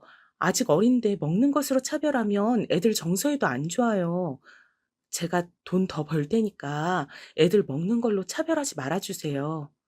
뭐? 내가 힘들게 이 나이에 너희 자식들 봐주는데 그게 할 말이야? 지금 돈 번다고 유세야? 어? 그럼 그만둬. 내 아들도 능력이 좋아서 금방 취직했으니까 그만두라고. 그때 남편은 동네에 있는 어느 중소기업에 취직했었어요. 몇 년 동안 도서관에 가더니 취직했다고 하더라고요. 저도 마트에서 일하는 걸 그만두고 싶었는데 현실적으로 애가 둘이고 시어머니도 모시고 살고 무엇보다 시누이가 그때까지도 결혼하고 있지 않았어요. 그래서 집에서 현실적인 생활비가 정말 많았습니다. 그래서 저도 집에서 아이들을 돌보고 싶어도 그럴 수가 없었어요. 시어머니는 제가 첫째도 챙겨달라고 하면 매번 화만 내셨습니다. 첫째에게 너무 미안했습니다. 그러다 사건이 또 터지게 되었습니다. 아이들이 학교에 들어갔을 때 일어난 사건이었죠. 드디어 집에서 노처녀로 있던 둘째 신우가 결혼하게 되었거든요. 선을 몇 번을 보더니 결국 어떤 남자와 식장을 잡았다고 했습니다. 저는 그 말을 듣고 진심으로 기뻤습니다. 시누이라도 나가면 생활비가 줄어드니까요. 실제로 시누이는 집에서 일도 안 하고 남편과 제가 버는 돈으로 다 생활했습니다. 일하러 나가는 모습을 본 적도 없어요. 그런 시누이가 결혼한다니까 저는 진심으로 축하했습니다. 그런데 시어머니가 제게 뭐라고 했는지 아세요? 전 처음에 듣고 제가 잘못 들은 줄 알았습니다. 어찌나 뻔뻔하고 당당하게 말하는지 너무 어이가 없었어요. 우리 딸 결혼하니까 너희 부부가 1억을 줘라. 나는 모은 돈이 없으니까 너희가 대출을 받아서 줘. 늦은 나이에 결혼하는 거라 혼수나 예물에 드는 돈이 많네. 알겠지? 네? 어머니, 1,000만 원도 없는데 어떻게 1억 원을 준비해요? 말이 안 돼요. 그리고 제 돈은 어머니가 관리하시잖아요. 남편 월급은 제가 관리해도 우리 가족 식비로 쓰면 돈이 남는 게 없어요. 전 그래서 제 월급을 모아서 형님 결혼할 때 주는 줄 알았죠. 근데 우리한테 달라고 하면 너무 당황스러운데요. 뭐? 너는 돈을 얼마나 헤프게 쓰는 거야? 우리 아들이 얼마를 버는데 나한테 주는 돈 그게 뭐 얼마나 된다 그래? 누가 보면 네가 월에 300은 버는 줄 알겠다. 겨우 100만 원 벌면서 그걸 모으라고? 말이 되는 소리를 해라. 시어머니는 너무나도 당당하게 시누이가 결혼할 때 1억을 달라고 하셨습니다. 근데 저는 돈이 없었어요. 제가 마트에서 일하면서 받는 돈은 시어머니가 관리했고 전 남편의 월급을 관리했었거든요. 집에 드는 생활비는 우리가 감당했기 때문에 전 제 월급을 시어머니 개인 용돈으로 드렸거든요. 어차피 제가 일하면서 아이들을 봐주시니까요. 그래서 남편의 월급은 진짜 시댁의 생활비를 내면 남는 것이 하나도 없었습니다. 그런데 이런 우리에게 1억을 달라고 하니까 어이가 없었죠. 남편에게 말했더니 뭐라고 했는지 아세요? 최대한 대출을 받아서 해결하자고 하더라고요. 대출을 받으면 그 이자도 우리가 내는데 전 너무 상황이 답답했습니다. 시누이가 그 나이를 먹고 경제 활동을 안 해서 돈을 모으지 않은 게 잘못이잖아요. 그런데 시댁에선 제가 이상한 사람이 된 기분이었어요. 시누이는 거기서 우리가 돈을 주면 웨딩드레스를 더 이쁜 것으로 고르고 혼수를 최고급으로 고르겠다고 고맙다고 하더라고요. 주겠다고 확정도 안 했는데 벌써 설레발로 저러는 걸 보고 기가 막혔습니다. 은행에 가서 물어봤는데 대출이 1억이 나오질 않았어요. 없는 돈을 달라고 하니 할 말이 나오지 않더라고요. 시어머니는 계속 왜 돈이 없냐면서 제게 가계부를 가져오라고 호통까지 쳤습니다. 저는 그런데 오히려 아끼는 것으로 유명한 사람이었어요. 애들 학교 친구들 엄마들도 알 정도였습니다. 돈이 아까워서 모임도 안 나가는 사람이 저였거든요. 시어머니가 제가 사치가 심하다고 하니까 너무 속상했습니다. 돈이 없으니 당연히 시누이 결혼할 때 1억은 주지 못했지만 눈치가 보여서 결국 300만 원을 마련해서 주었어요. 우리 친정 일에도 이렇게 큰 돈을 줬던 적이 없는데 속상했습니다. 시어머니는 항상 남편과 우리 아들이 우선이었어요. 시누이 결혼식이 있고 얼마 지나지 않았을 때 사건이 또 발생했습니다. 바로 고향에 있던 우리 엄마가 많이 아파서 병원에 입원하셨다는 소리를 들었어요. 원래도 몸이 안 좋았는데 나이가 들면서 여기저기 안 아픈 곳이 없더라고요. 엄마가 입원했고 또 상태가 너무 안 좋아서 고비라는 말에 저는 서둘러서 짐을 챙겼습니다. 마트에도 말해서 일을 빼고 급하게 고향에 가려고 했는데 그런 제게 시어머니가 뭐라고 말씀하셨는지 아세요? 엄마가 죽을 고비라 울상인 제게 남편 밥은 어떡하냐 그러더라고요. 그땐 저도 더 참지 못했습니다. 언제 올지 모른다고? 그러면 국이라도 몇 개를 해서 얼려놔야지. 네가 그렇게 집을 비우면 우리 아들은 어떡하니? 애들도 놔두고 가면 내가 또 돌봐야 하잖아.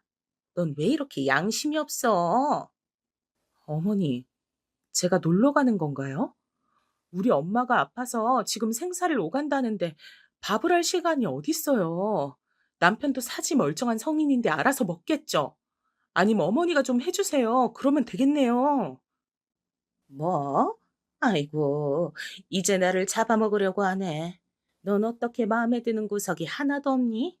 아주 시어머니한테 말하는 태도 봐라. 네 엄마가 그렇게 가르치디? 어? 어머니야말로 며느리한테 왜 이러세요? 저도 이제껏 많이 참았어요. 제가 그동안 얼마나 참았는데 저한테 이러세요. 우리 엄마 죽는 것도 그럼 못 보고 당신 아들 밥 차려줘야 돼? 어? 저는 말하다 보니 순간 화를 억누르지 못했습니다.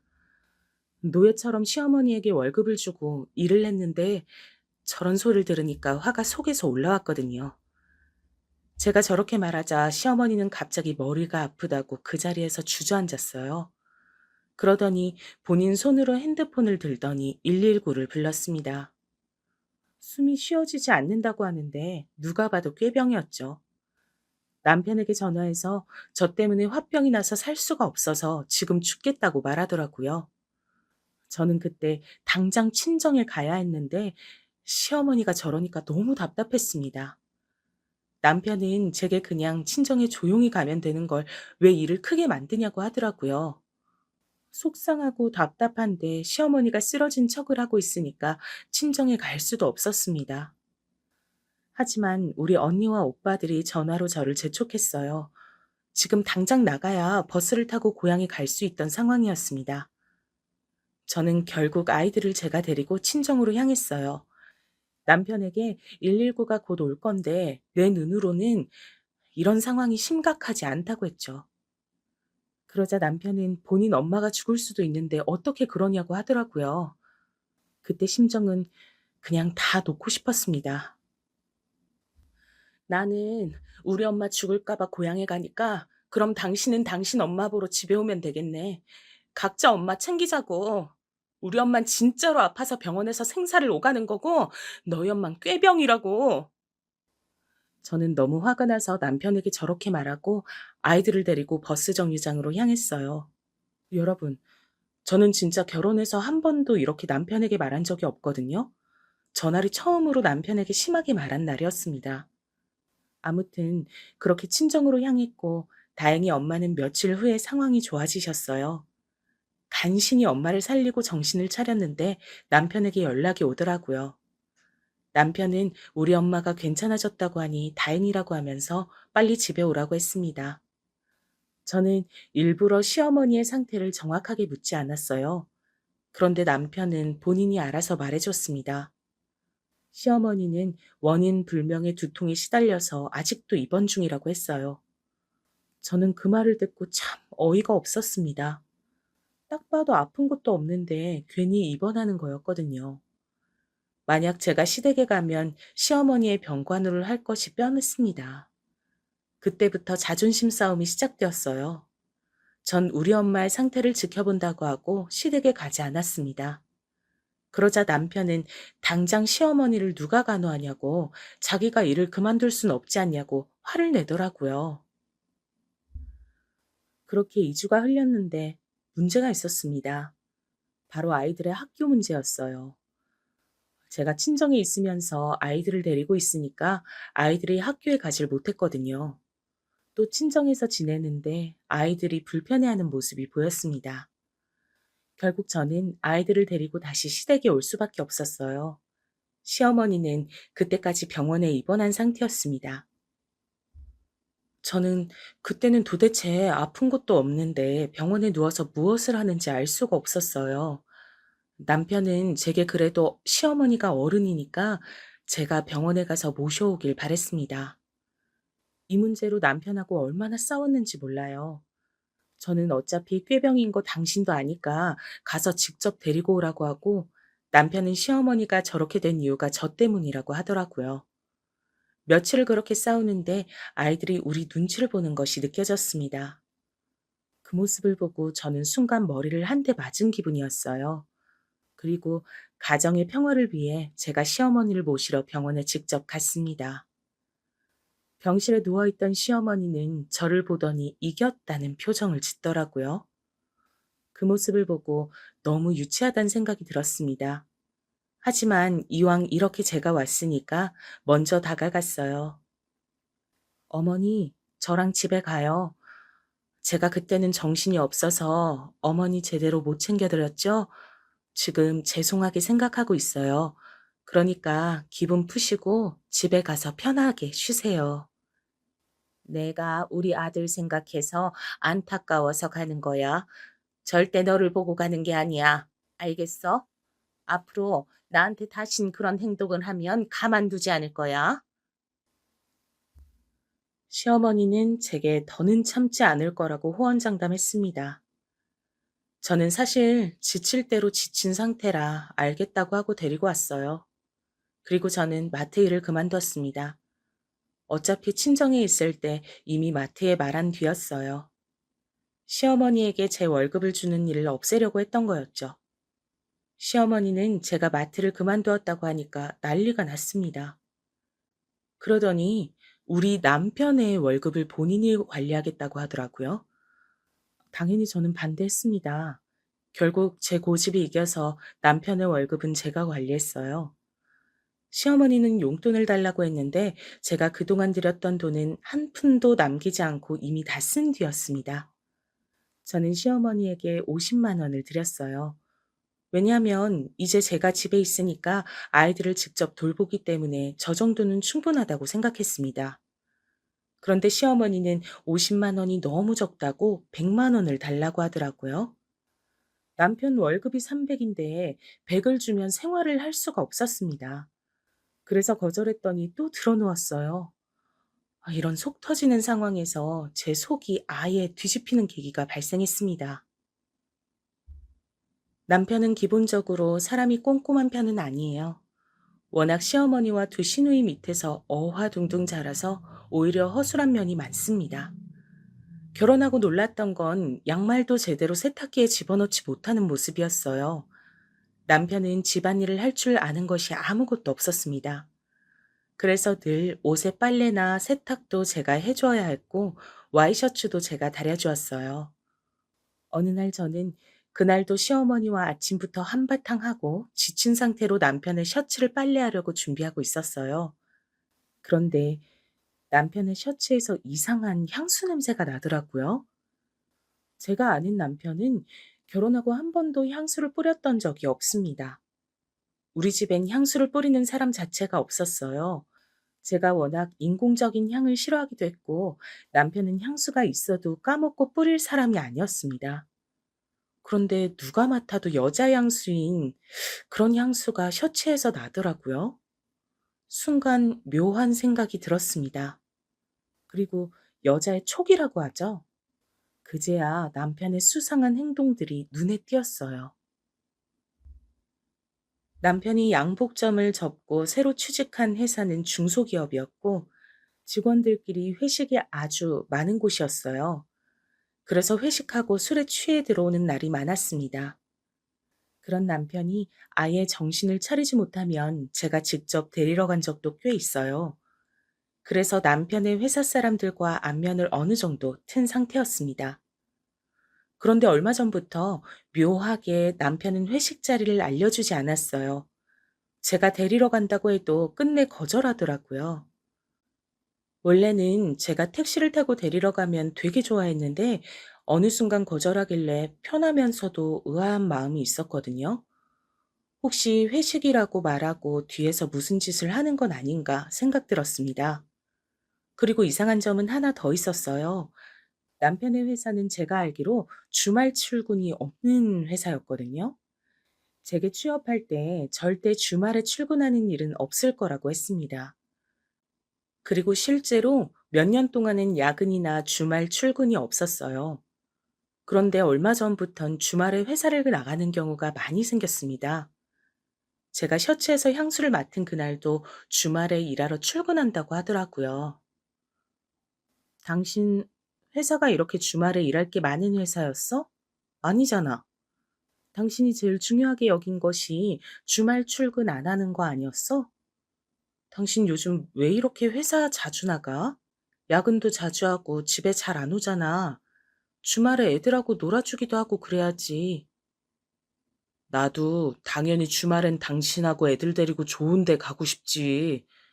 아, 근데 곧 승진을 앞두고 있어서 이렇게 주말에 가서 일해야 회사에서도 좋게 보더라고. 이게 다 우리 가족을 위한 일이니까 당신이 이해해줘. 알겠지? 고마워. 남편의 주말 출근은 그 이후에도 계속해서 이어졌어요. 순간 한 번 의심하니까 그 의심은 날이 갈수록 커져갔습니다. 결국 저는 나를 잡고 미행을 하게 되었어요. 그날도 남편은 회식이라고 제게 말했습니다. 회식 장소가 어디냐고 했더니 신경 쓰지 말라고 먼저 자라고 하더라고요. 술에 취한 남편이 걱정되어 데리러 간다고 했더니 끝까지 장소를 말하지 않았습니다. 저는 일단 평소처럼 알겠다고 하고 기다렸어요. 그리고 남편의 회사 동료 중 제가 아는 사람에게 전화를 걸었습니다. 회식을 어디서 하고 있냐고 했더니 그 동료가 뭐라고 했는지 아세요? 오늘은 회식 날짜가 아니라고 했습니다. 제가 남편이 회식하느라 안 들어온다고 했더니 본인이 더 당황하더라고요. 저는 그 동료의 말을 듣고 어느 정도 확신했습니다. 그래서 무작정 남편의 회사로 향했어요. 회사로 가면서 심장이 쿵쿵 거리면서 뛰었습니다. 최대한 침착함을 유지하려고 애썼어요. 마침내 남편의 회사에 도착해서 안으로 들어갔습니다. 문이 닫혀 있으면 어떡하나 걱정했는데 다행히 열려 있고요. 손이 덜덜 떨려서 심호흡을 크게 하면서 올라갔습니다. 그리고 남편의 사무실 앞에 섰는데 굳이 안으로 들어가지 않아도 남편이 보였어요. 여러분, 그리고 제가 뭘 발견했는지 아세요? 저는 아직도 이날을 생각하면 가슴이 뛰고는 합니다. 남편은 저보다 어려 보이는 어떤 여자와 웃고 있었어요. 딱 봐도 저보다 어렸고 예쁘더라고요. 그냥 회사 동료일 수도 있다고 혼자 생각하며 들어가려는 그 순간이었습니다. 갑자기 남편과 그 여자가 서로 입을 맞대더라고요. 그걸 제 눈으로 본 이상 더 볼 것도 없었어요. 그래도 증거를 남겨놔야 한다는 생각에 핸드폰을 들어 찍었습니다. 둘은 제가 온 줄도 모르고 둘만의 세상에 빠져 있었고요. 저 혼자 바보가 된 기분이 들었습니다. 시댁에서 시어머니를 모시고 살면서 혼자 아이들을 키우는 그 고생이 물거품이 된 거였어요. 순간 신혼 때부터 일어났던 모든 일이 생각나기 시작했습니다. 서러웠고 배신감이 느껴졌어요. 다른 사람도 아니고 남편이 외도로 바람이 날 줄은 몰랐습니다. 제가 그 남녀를 보면서 배신감에 몸을 부들거리고 있자 여자가 먼저 절 발견했어요. 사실 저는 남편의 회사 동료를 꽤 많이 안다고 했잖아요. 그런데 그 여잔 그날 처음 보는 사람이었어요. 그래서 회사 사람인지 아닌지도 몰랐습니다. 여자가 저를 보고 눈을 동그랗게 뜨자 남편이 저를 바라봤어요. 남편이 저를 보더니 얼굴이 사색이 되어선 그대로 밖으로 나오더라고요. 여보, 여긴 무슨 일이야? 아니, 이렇게 갑자기 찾아오면 어떡해? 너무 당황스럽네. 혹시 오해한 건 아니지? 아니, 그래도 회사에 오는 거면 미리 말을 해야지. 당신 이런 사람이야? 야, 다 봤어. 이미 나는 저 여자랑 네가 입맛대는 거 다 봤다고. 저 여잔 누구야? 지금 빨리 말해. 더 험한 꼴 보기 전에 사실대로 말해. 남편은 제가 다 봤다고 하자 난감한 표정을 지었습니다. 그러자 저 여자가 우릴 향해 걸어왔어요. 저는 그 여자에게 당신은 누군데 유부남하고 이러고 있냐고 물었죠. 그런데 여러분, 저 여자의 정체가 뭐였는지 아세요? 여자는 남편처럼 당황한 표정도 아니었습니다. 오히려 너무나도 당당한 표정으로 제게 말했어요. 자기가 이 회사 사장의 딸이라고 하더라고요. 그걸 듣자 허탈한 웃음이 나왔습니다. 돈을 좋아하는 남편은 회장 딸하고 바람이 난 거였어요. 제가 이 사람이 유부남인 걸 알고 있냐고 하자 이미 알고 있다고 웃더라고요. 저는 그 모습을 보며 당장 둘을 그 자리에서 죽이고 싶었습니다. 도대체 무슨 정신으로 집에 왔는지 기억도 나질 않아요. 그저 이 세상에서 사라지고 싶었습니다. 더 웃겼던 건 남편의 태도였어요. 남편은 그 당시엔 당황한 표정으로 오해라고 하더니 상간녀와 무슨 말을 했던 건지 갑자기 당당하게 이혼 요구를 하더라고요. 처음에는 그냥 곱게 이혼해 주려고 했는데 생각해 보니까 억울했습니다.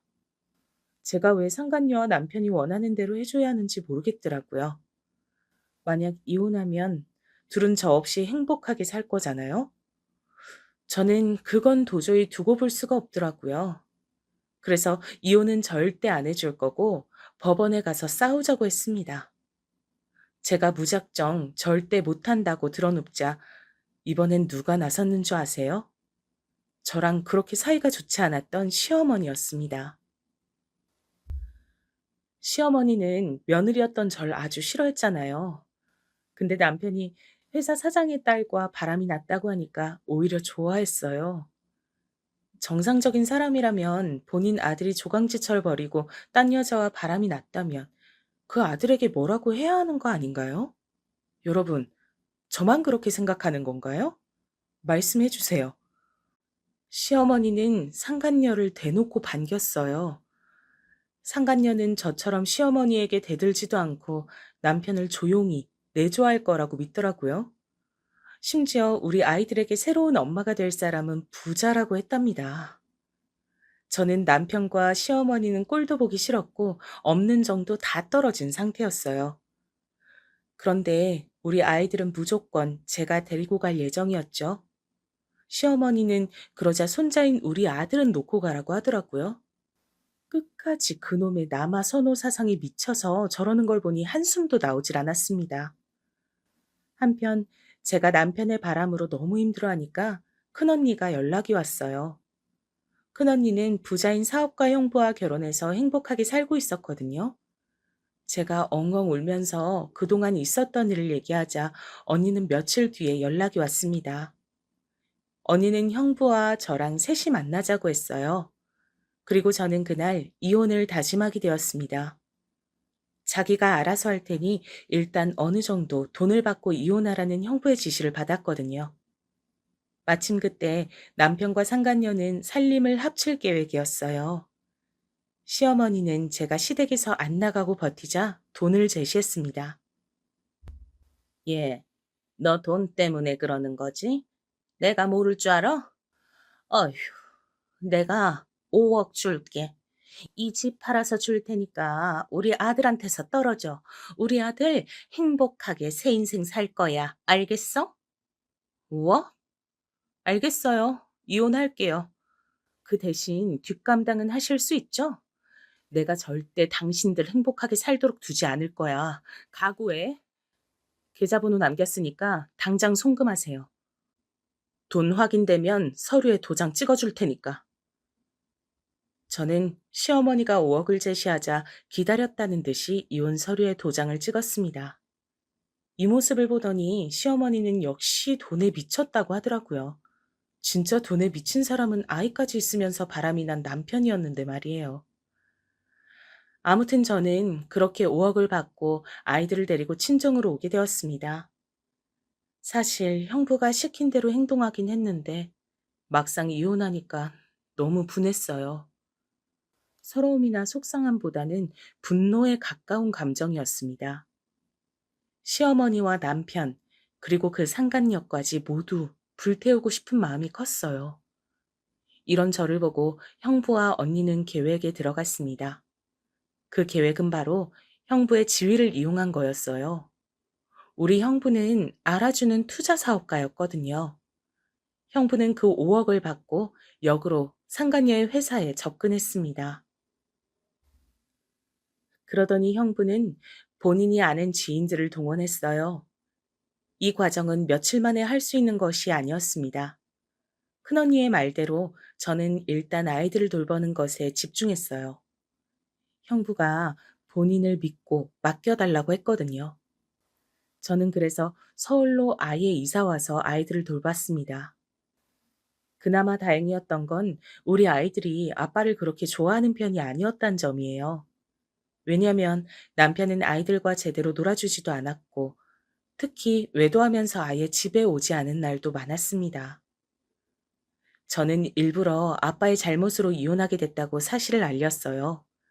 그러자 우리 착한 딸과 아들은 제게 잘했다고 하더라고요. 특히 시어머니에게 차별을 심하게 당하던 우리 딸은 너무 기쁘다고 했습니다. 할머니를 더 안 봐도 된다고 하자 기분이 날아갈 것 같다고 하더라고요. 제 생각보다 너무 좋아하는 모습에 오히려 제가 미안한 마음이 들었습니다. 그렇게 제가 서울에 와서 일자리를 구해서 일하면서 아이들을 키우자 1년 정도 흐르고 드디어 형부에게 연락이 왔어요. 저는 사실 형부가 알아서 하겠다는 말을 들을 때 어떤 결과가 나올지 몰랐거든요. 큰언니에게 울면서 그들의 인생이 망했으면 좋겠다고 했어도 진짜 그게 현실이 될지 몰랐습니다. 그런데 저는 형부의 연락을 받고 너무 놀라 입을 다물 수가 없었어요. 왜냐하면 형부는 본인의 사업을 빌미로 접근해서 그 상간녀의 회사를 파산시켰거든요. 형부, 진짜로요? 어머 세상에. 그놈들 그러면 지금 어떻게 됐어요? 제가 바라던 대로 인생이 망했나요? 남편은 그 회사의 미래의 사장이 될 거라고 기대감에 한껏 부풀어 있던 상태였거든요. 저제 그동안 마음고생 진짜 심했지? 내가 나만 믿으라고 했잖아. 걔네 회사 완전히 망했어. 지금 마지막에 파산 맞겠다고 여기저기서 돈을 빌려서 빚쟁이가 됐어. 아마 처제한테 연락 갈 수도 있어. 원래 사람이 급하면 누구에게나 달려들거든. 저는 형부의 말을 듣고 너무 기뻐 웃음을 멈출 수가 없었습니다. 그리고 실제로 남편은 제게 연락이 왔어요. 상간녀와 행복한 미래를 꿈꾸던 남편은 현실은 빚더미에 앉게 됐으니까요. 남편은 제게 이혼할 때 주었던 5억을 다시 달라고 하더라고요. 그러면서 제게 자기가 잘못했으니 제발 돌아오라고 했습니다. 물론 저는 절대 5억을 주지도 않았고 재혼할 생각도 없다고 강하게 말했어요. 신혼 때부터 온갖 고생했던 걸 생각하면 자다가도 억울해서 눈이 뜨인다고 했죠. 그리고 더 웃겼던 점은 시어머니와 심지어 시누이에게까지도 연락이 왔어요. 형부의 말대로 돈이 급하니까 저한테까지 연락해서 제발 돈을 달라고 하더라고요. 시누이는 결혼할 때 제게 돈을 받아갔으면서 양심이 없어도 너무 없다고 생각했습니다. 그때 대출을 받느라 얼마나 고생했는지 시어머니도 알고 있었거든요. 그 생각에 잔뜩 화가 난 저는 그런 그들에게 돈이 100억이 있어도 줄 생각이 없다고 말했습니다. 그러자 시어머니는 본성을 드러내면서 저 때문에 남편의 인생이 망했다고 했습니다. 그 말을 듣는데 저는 예전부터 하고 싶었던 말을 참을 수가 없었습니다. 그래서 전화기에 대고 소리를 지르며 말했어요. 어머, 어머니, 저 때문에 남편 인생이 망했다니요. 조강지처랑 두 아이도 있으면서 바람을 피운 건 당신 아들이잖아. 양심도 없네. 나는 이제 당신네 가족하고 엮일 일이 없어서 얼마나 행복한지 몰라. 평생 빚쟁이들한테 시달리면서 살아라. 시어머니에게 속 시원하게 말하니까 진짜 너무 좋아서 주체할 수가 없었습니다. 시어머니는 제가 저렇게 말하자 돈에 미친년이라고 욕했어요. 물론 타격은 하나도 있지 않았습니다. 오히려 너무 웃기고 통쾌했어요. 남편은 그 상간녀와 재혼해서 법적으로도 빚을 피할 수 없다고 하더라고요. 또 저랑 이혼하고 남편은 일반 대리에서 회사의 핵심 임원으로 승진한 상태였습니다. 그들끼리 다 해먹으려고 했던 거죠. 그런데 이렇게 형부 덕분에 인생이 망한 것을 보니 너무 통쾌했습니다. 저는 그 모습을 보고 큰언니와 형부에게 얼마나 고맙다고 말했는지 몰라요. 그러자 언니는 제게 오히려 왜 하루라도 빨리 말하지 않았냐고 하더라고요. 제가 가족들이 걱정할까봐 일부러 숨겨왔었잖아요. 언니의 이런 반응을 보니 제가 진짜 이상한 시어머니와 남편하고 살았던 건 정말 맞는 것 같습니다. 다른 친정 식구들도 제게 이혼하길 잘했다고 하더라고요. 여러분, 여기까지가 제가 준비한 사연입니다. 들으시면서 재밌으셨나요? 저는 아직도 이 사건을 생각하면 너무 통쾌해요.